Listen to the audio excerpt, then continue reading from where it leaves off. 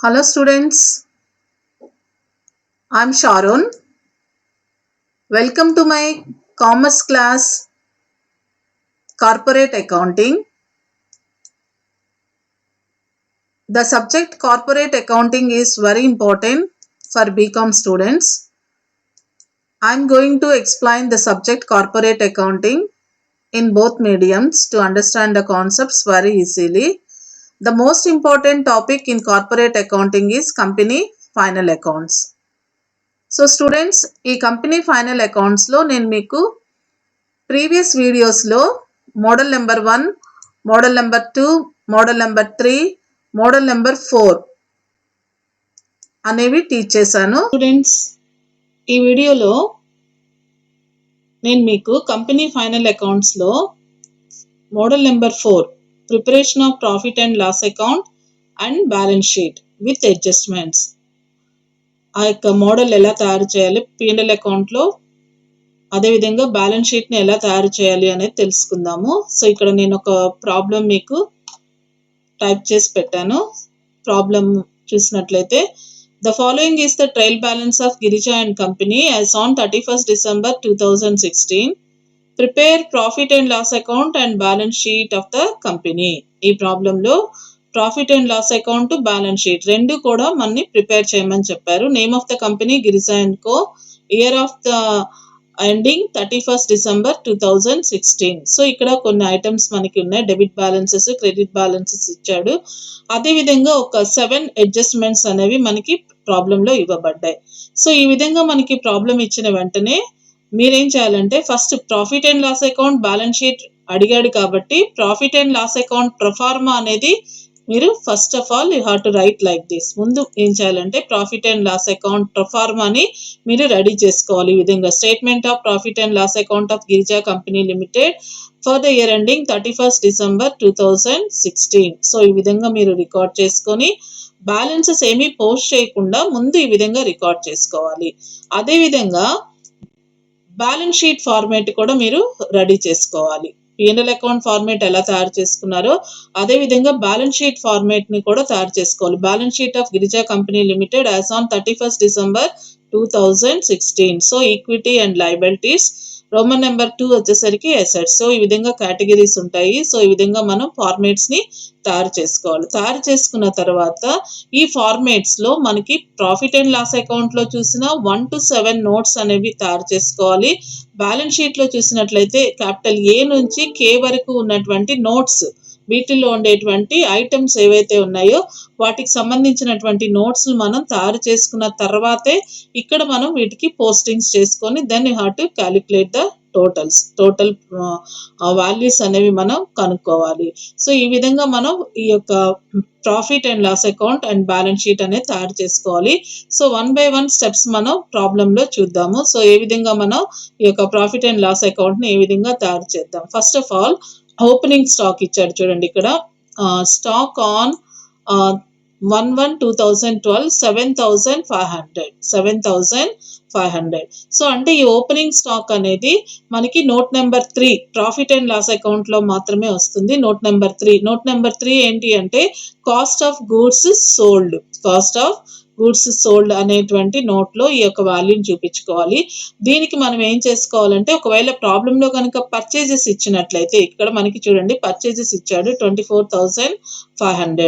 Purchases ఏమో add చేసుకోవాలి, purchase returns less చేసుకోవాలి, క్యారేజ్ ఇన్వర్స్ ఉంటే యాడ్ చేసుకోవాలి. క్లోజింగ్ స్టాక్ అంటే ప్రాబ్లం లో అడ్జస్ట్మెంట్స్ లో ఇచ్చాడు చూడండి మనకి ఇక్కడ closing stock on 31st 2016 8,200. So ఈ వాల్యూని ఏం చేసుకోవాలంటే లెస్ చేసుకోవాలంటే అడ్జస్ట్మెంట్ లో ఉన్న ప్రతి వాల్యూస్ కూడా మనకి 2 times వస్తాయి. 1 time profit and loss account, second time balance sheet లో వస్తుంది.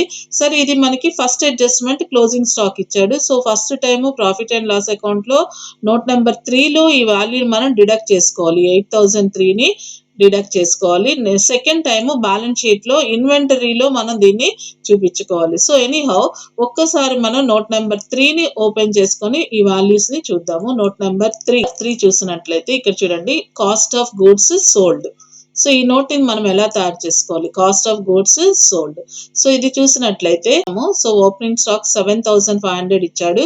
దానికి పర్చేజెస్ యాడ్ చేసుకుంటే 24,500 ప్రాబ్లంలో ఇచ్చాడు. Again you go and see the problem. 24,500 add చేసుకుంటే 32,000, దాంట్లో క్లోజింగ్ స్టాక్ లెస్ చేసుకుంటే 8,200, లెస్ చేస్తే 23,800. సో ఈ విధంగా మనకి ఈ నోట్లో ఇంకా అదర్ ఐటమ్స్ అంటే పర్చేజ్ రిటర్న్స్ కానీ లేకపోతే క్యారేజ్ ఇన్వర్ట్స్ కానీ ఏమీ లేదు కాబట్టి మనం ఇంక ఈ నోట్ని క్లోజ్ చేసుకున్నాం. So total is 23,800. సో ఈ విధంగా మనం ఈ నోట్ని తయారు చేసుకున్నాం. Next again go to the problem. మనం నోట్ నెంబర్ 1 అంటే ఒకసారి చూద్దాం. ప్రాబ్లంలో సేల్స్ ఇచ్చాడా లేదా? ప్రాబ్లంలో చూడండి, ఇక్కడ మనకి సేల్స్ ఇచ్చాడు. Value is sales 35,000. సేల్స్ అనేది మనకి వచ్చేసరికి ఆపరేటింగ్ ఇన్కమ్ కాబట్టి, అంటే operation one of the transaction, one of the important transaction in the company. So it appears in note profit and loss account. So ఇది రెవెన్యూ ఫ్రమ్ ఆపరేషన్స్ అనేటువంటి note number 1లో దాన్ని మనం రికార్డ్ చేసుకోవాలి. Note number 1 చూడండి, ఇక్కడ profit and loss అకౌంట్లో 1 time వస్తుంది రెవెన్యూ ఫ్రమ్ ఆపరేషన్స్, ఎందుకంటే సేల్స్ అనేది ట్రయల్ బ్యాలెన్స్ లోనే ఇస్తాడు. సో ట్రయల్ బ్యాలెన్స్ లో వచ్చింది కాబట్టి 1 టైం రికార్డ్ చేసుకోవాలి. నోట్ నెంబర్ 1లో రికార్డ్ చేసుకోవాలి 35,000. ఈ సేల్స్ కి సంబంధించి సేల్స్ రిటర్న్స్ కానీ లేకపోతే క్యాష్ సేల్స్, క్రెడిట్ సేల్స్ అట్లా ఏమి ఇవ్వలేదు కాబట్టి జస్ట్ సేల్స్ అని రాసుకొని మనం టోటల్ చేసుకున్నాం. సో ఈ వాల్యూని మనం అయిపోయింది. Next go to the next item. Then the next item is purchases completed.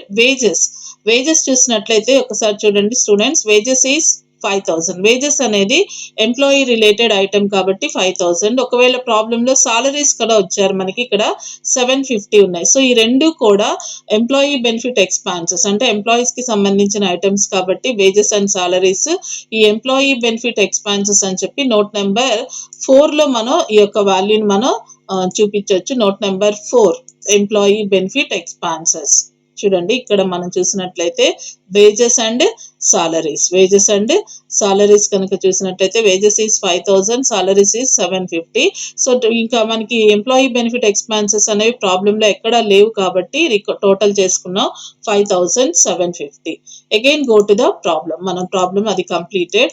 Then తీసుకున్నట్లయితే ఇంకా ఇక్కడ మనం ఒక్కసారి గమనించుకుందాం. పైనుంచి ఓపెనింగ్ స్టాక్ కంప్లీట్ అయిపోయింది. సేల్స్, పర్చేజెస్, వేజెస్, డిస్కౌంట్స్ ఉన్నాయి. ఇక్కడ 700 అండ్ 500. 700 డెబిట్ లో ఇచ్చాడు, 500 క్రెడిట్ లో ఇచ్చాడు. 700 అంటే డెబిట్ లో ఇస్తే డిస్కౌంట్ అలౌడ్, క్రెడిట్ లో ఇస్తే డిస్కౌంట్ రిసీవ్డ్. దీన్ని మనం టూ టైప్స్ గా చేసుకోవచ్చు. అలౌడ్ అనేది అదర్ ఎక్స్పాన్సెస్ లో నోట్ నెంబర్ 7లో వేసుకోవచ్చు.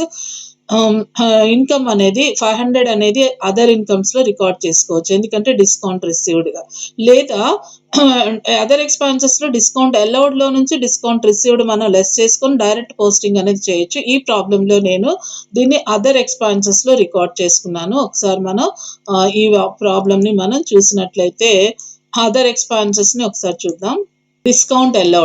Discount allowed 700 minus 500, so that is 200. నేను ఆ వాల్యూని మీకు ఇక్కడ 200 అని చెప్పి ఇక్కడ నేను రికార్డ్ చేశాను 200. సో ఈ విధంగా మనం ఈ యొక్క వాల్యూని పోస్ట్ చేసుకున్నాము.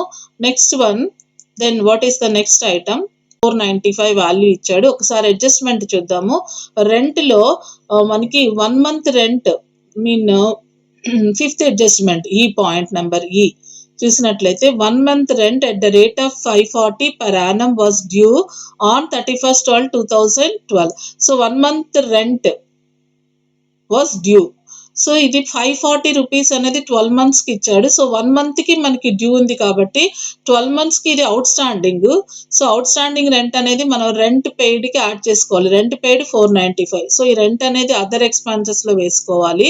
ఒకసారి మనం చూసుకున్నట్లయితే అవుట్ స్టాండింగ్ రెంట్ ఉంది కాబట్టి ఈ అవుట్ స్టాండింగ్ రెంట్ అనేది ఏం చేసుకోవాలంటే మనం యాడ్ చేసుకోవాలి. చూడండి, రెంట్ ఈస్ కి అవుట్ స్టాండింగ్ రెంట్ 12 months కి 540 అయితే 1 month కి ఎంత? సో క్యాల్కులేట్ చేసుకొని 495. సో 1 month కి క్యాల్కులేట్ చేసుకోవాలి. దట్ మీన్స్ 540/12 చేస్తే విల్ గెట్ 45. సో 495 కి 45 యాడ్ చేస్తే 540. సో ఇది మనం ఈ విధంగా అవుట్ స్టాండింగ్ ఎక్స్పాన్సెస్ లో వేసుకోవాలి. సెకండ్ టైము మనకు అది కరెంట్ లయబిలిటీగా ట్రీట్ చేస్తారు. Next go to the problem. General expenses including insurance 1705. So ఈ జనరల్ ఎక్స్పెన్సెస్ కి సంబంధించి ఒక అడ్జస్ట్మెంట్ మనకి ఇక్కడ మనం చూడొచ్చు. Last 6 months insurance was unexpired at ₹75 per annum. So దీంట్లో 6 months ఇన్సూరెన్స్ ప్రీపెయిడ్ ముందుగానే ఉన్న ఇన్సూరెన్స్ నాట్ ఎక్స్పైర్ అవ్వనటువంటిది ఉంది కాబట్టి ఇంక్లూడ్ అయ్యింది కాబట్టి ఇక్కడ మనం ఏం చేసుకోవాలంటే ఆ వాల్యూని క్యాలిక్యులేట్ చేసుకొని ఇది అదర్ ఎక్స్పెన్సెస్ లో వేసుకోవాలి. జనరల్ ఎక్స్పెన్సెస్ అంటే సాధారణ ఖర్చులు కాబట్టి ఇది మనకి నోట్ నెంబర్ 7 లో వస్తుంది. So general expenses 1705. సో అది మనం నోట్ నెంబర్ 7 లో వేసుకోవాలి. 75 అనేది పర్ యానం ఇచ్చాడు. ఒక్కసారి మనం ఆ వాల్యూని చూద్దాం. జనరల్ ఎక్స్పెన్సెస్ 1705 ప్రీపెయిడ్ 12 months కి 75 రూపీస్ చొప్పున 6 months కి ఎంత ప్రీపెయిడ్ కాబట్టి మనం హాఫ్ ఇయర్ తీసుకోవాలి. సో 6 months కి ఎంత అనేది క్యాలిక్యులేట్ చేసుకుంటే 75 into 6/12 చేస్తే విల్ గెట్ 38 రూపీస్. ప్రీపెయిడ్ కాబట్టి నాట్ ఎక్స్పైర్డ్ కాబట్టి 1667 వస్తుంది. First time profit and loss account లో నోట్ నెంబర్ 7 లో వేసుకోవాలి. సెకండ్ టైమ్ లో prepaid insurance that means unexpired insurance అనేది మనకి short term loans and advances asset గా పరిగణిస్తారు కాబట్టి short term loans and advances అనేటువంటి నోట్ లో వేసుకోవాలి. ఒకసారి చూద్దాం అది కూడా. Short term loans and advances లో 75 మీద మనం క్యాలిక్యులేట్ చేసుకొని 12 months కి 75 అయితే 6 months కి ఎంత 38. సో ఈ విధంగా మనం బ్యాలెన్స్ షీట్ లో ఈ యొక్క వాల్యూని చూపించే problem.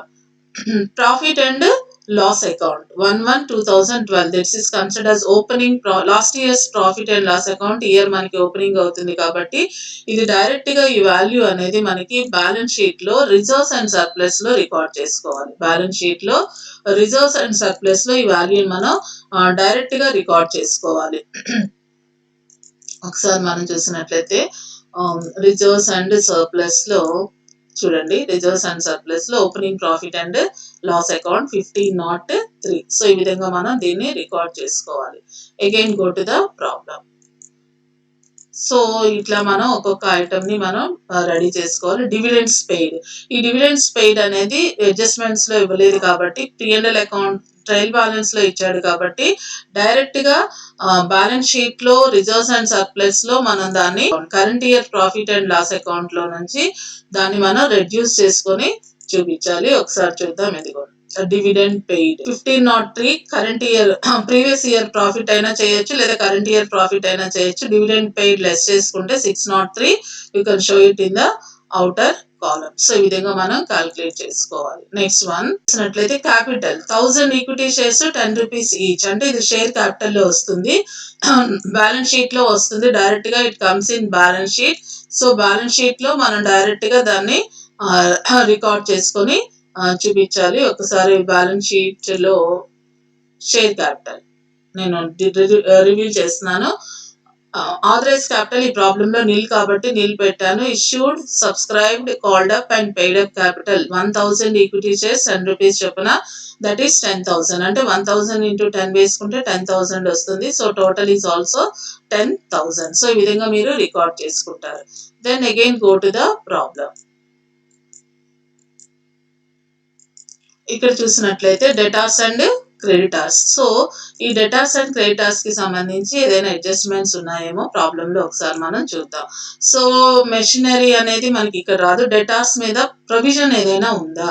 So allow provide 5% as discount on debtors. Provide 5% as discount on debtors అంటే debtors వాల్యూ మీద 5% ప్రొవిజన్ వేశారు. సో ఇది ఫస్ట్ టైము డెటార్స్ మీద ప్రొవిజన్ అయితేనేమో నోట్ నెంబర్ 7 లో మనం వేసుకోవాలి. Provision for discount on debtors అని చెప్పి మనం నోట్ నెంబర్ 7 లో వేసుకోవాలి. ఇక్కడ చూడండి, provision for discount on debtors 3750 into 5/100.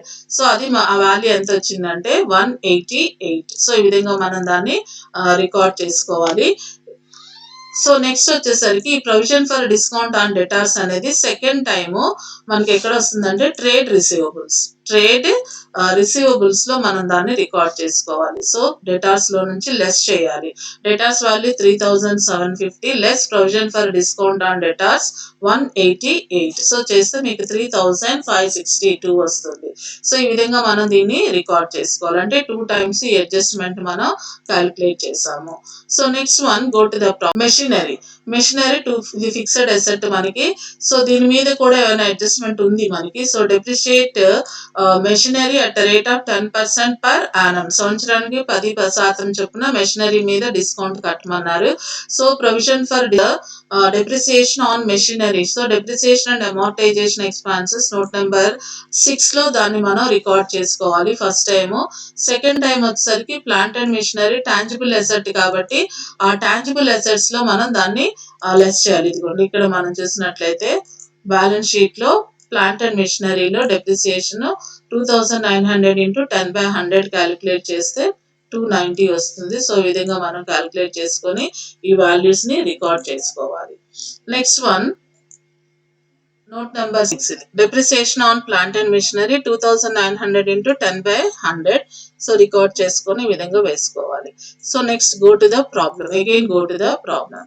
Then cash in hand. ఇది డైరెక్ట్ గా బ్యాలెన్స్ షీట్ లో క్యాష్ ఈక్వాలెంట్స్ లో రికార్డ్ చేసుకోవాలి. రిజర్వ్ ఇది రిజర్వ్స్ అండ్ సర్ప్లస్ లో రికార్డ్ చేసుకోవాలి.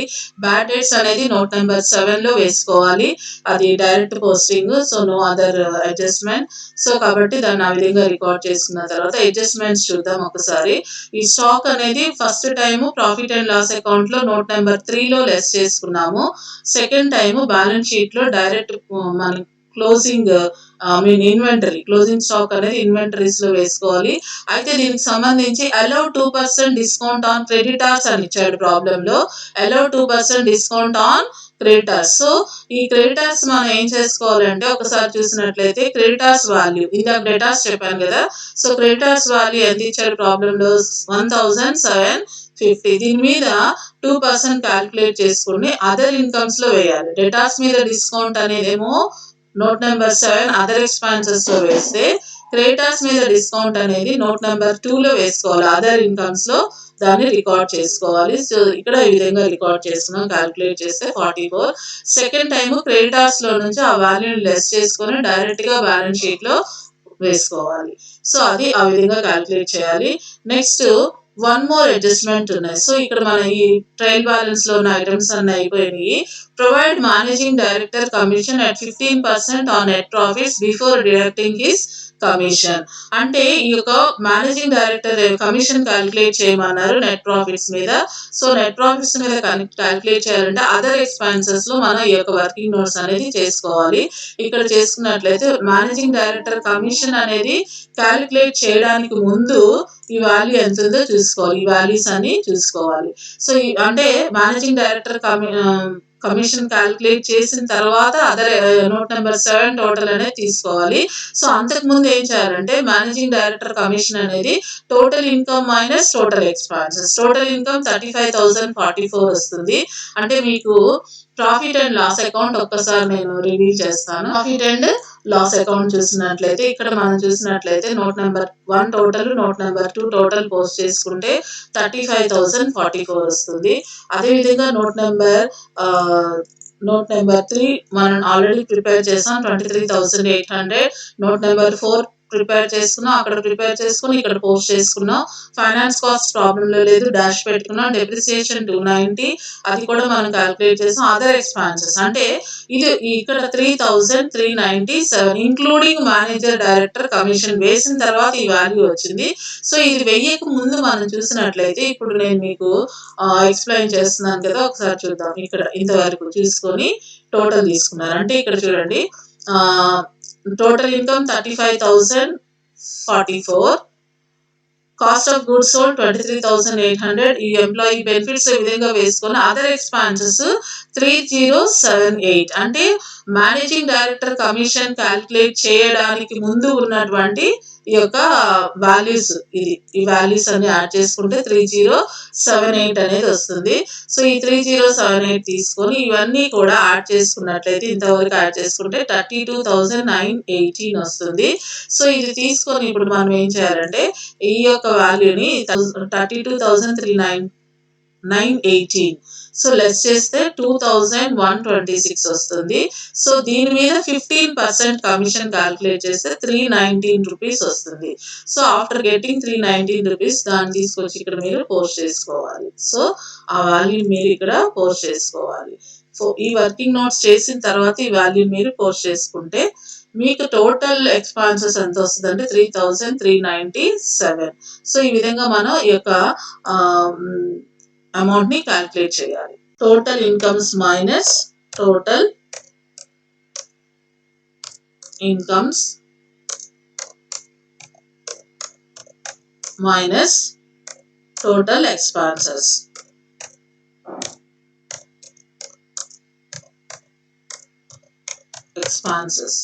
చేస్తే will get that value. So ఈ వాల్యూని మనం తీసుకున్నాం. సో నెక్స్ట్ ఈ విధంగా managing director first time profit and loss account లో నోట్ నెంబర్ 7 లో వస్తుంది. సెకండ్ టైం దీన్ని అదర్ కరెంట్ లయబిలిటీస్ లో వేసుకోవాలి ఈ అమౌంట్ ని. సో ఈ విధంగా వేసుకున్న తర్వాత మనకి ప్రాఫిట్ అండ్ లాస్ అకౌంట్ లో అన్ని ట్రయల్ బ్యాలెన్స్ లో ఇచ్చినటువంటి అన్ని ఐటమ్స్ ని మనం ప్రిపేర్ చేసుకున్నాం. అదేవిధంగా అడ్జస్ట్మెంట్స్ కూడా కంప్లీట్ అయినాయి. సో మనం ఒకసారి ప్రాఫిట్ అండ్ లాస్ అకౌంట్ ని చూసుకున్నట్లయితే ఇవన్నీ పోస్ట్ చేసుకున్నాం. ఇప్పుడు టోటల్ అదర్ ఎక్స్పాన్సెస్ కూడా వేసుకుంటే 3397. సో ఇప్పుడు మనం చూసుకున్నట్టయితే దీని టోటల్ 33,237. సో ఇన్కమ్స్ లోంచి ఎక్స్పాన్సెస్ ఇన్కమ్స్ ఎక్కువగా ఉన్నాయి కాబట్టి మనకి ప్రాఫిట్ వస్తుంది 1807. సో ఇక్కడ మనకి కరెంట్ ఇయర్ ప్రాఫిట్ ప్రొవిజన్ ఏమీ లేదు కాబట్టి నీళ్ళు పెట్టుకున్నాం. So profit after tax is 1807. So ఈ 1807 ని ఎక్కడ వేసుకోవాలంటే బ్యాలెన్స్ షీట్ కి ఫార్వర్డ్ చేసుకోవాలి. బ్యాలెన్స్ షీట్ లో note number 2 reserves and surplus లో మనం ఈ యొక్క వాల్యూని పోస్ట్ చేసుకోవాలి. ఒకసారి రిజర్వ్స్ అండ్ సర్ప్లస్ చూసుకున్నట్లయితే ఇదిగో చూడండి, ఇందాక ఆల్రెడీ ఓపెనింగ్ బ్యాలెన్స్ ఉంది. డివిడెండ్ పెయిడ్ ప్రాబ్లం లో ఇచ్చారు కాబట్టి ట్రయల్ బ్యాలెన్స్ లో లెస్ చేసుకుంటే 603. Current year profit 1807. ప్రాబ్లం లో రిజర్వ్ ఉంది. మనకి ఇచ్చినటువంటి ప్రాబ్లం లో రిజర్వ్ అమౌంట్ ఇచ్చారు. చూద్దాం ఒక్కసారి. రిజర్వ్ ఇదిగోండి, రిజర్వ్ అమౌంట్ ఈస్ 1550. సో దీన్ని తీసుకొచ్చి మనం రిజర్వ్స్ అండ్ సర్ప్లస్ లో బ్యాలెన్స్ షీట్ లో ఆ అమౌంట్ మనం వేసుకోవాలి. సో బ్యాలెన్స్ షీట్ లో వేసుకున్నట్లయితే టోటల్ 3960. సో ఈ వాల్యూని తీసుకొచ్చి అగైన్ బ్యాలెన్స్ షీట్ లో మనం పోస్ట్ చేసుకోవాలి. ఒకసారి బ్యాలెన్స్ షీట్ చూద్దాం. షేర్ క్యాపిటల్ ఆల్రెడీ నేను మీకు చెప్పాను. Share capital 10,000, reserves and surplus 3960, long term borrowings nil. Trade payables అంటే సంధి క్రెడిటార్స్ లో నుంచి మనం డిస్కౌంట్ లెస్ చేస్తే 1706 వచ్చింది. సో అది కూడా మనం డిడక్ట్ చేసుకున్నాం. సో ఇప్పుడు ఏం చేయాలంటే next item short term provisions advances కాదు, షార్ట్ టర్మ్ ప్రొవిజన్స్ చూసుకున్నట్లయితే ప్రాబ్లం లో ఏది లేదు కాబట్టి మనం అది నిల్ పెట్టుకున్నాం. So total 16,030. దెన్ అట్లనే ఇన్వెంటరీ అంటే క్లోజింగ్ స్టాక్ వాల్యూని ఇక్కడ డైరెక్ట్ పోస్టింగ్ చేసుకున్నాం. ట్రేడ్ రిసీవబుల్స్ అంటే డేటాస్ లోంచి డిస్కౌంట్ ఆన్ డేటాస్ లెస్ చేసుకుంటే ఆ వాల్యూ 3562. నేను ఆల్రెడీ మీకు ఇక్కడ చేసి చూపించాను. ఇది ఇక్కడ 3562. సో అంటే next cash and direct posting, short term loans and advances అంటే అన్ఎక్స్పైర్డ్ ఇన్సూరెన్స్. సో ఇవన్నీ వేసుకుంటే will get 16,030. So total equity and liability 1630. అదే విధంగా total assets 1630. So your problem is correct. రెండు టాలీ అవ్వాలి compulsory. So then only your problem is correct. So dear students, ఈ video మీకు నచ్చినట్లయితే లైక్ చేయండి, షేర్ చేయండి, సబ్స్క్రైబ్ చేయండి. See you in next video.